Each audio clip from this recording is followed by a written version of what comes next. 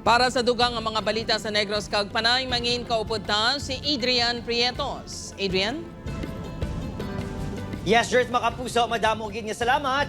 Mga residente naman sa Bacolod City kanya-kanya sa diskarte sa pagsugalaw sang 2026. Pila sa mga nasunugan nakatigayon nga makaselebrar bangod sa mga tawo nga nagbulig sa ila.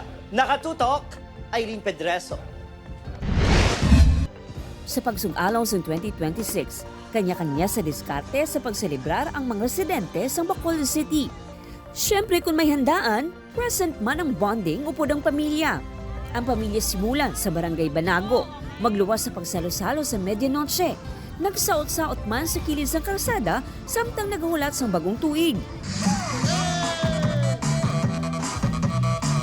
Ang ila wish sa 2026, good health lang kuno. Ang ginapangabay ko nga, kayo ng lawas ko.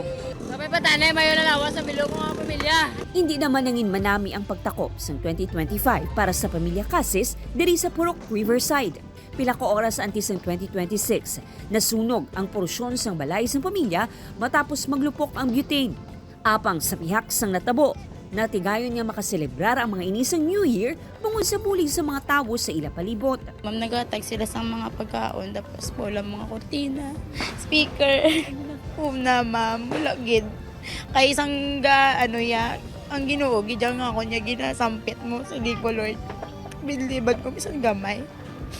Bisan sa gamay nga pamagi nga ma-share naman sa ila nga pagkaon, bugas, mga bayo.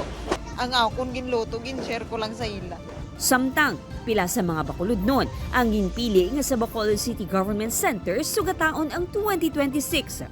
Pila sa mga ini ang nagpiknik pa samtang nagatanaw sang programa nga ginhanda sang LGU.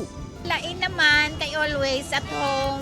So in this year 2026, we feel that it will be different. Good health and strength lang.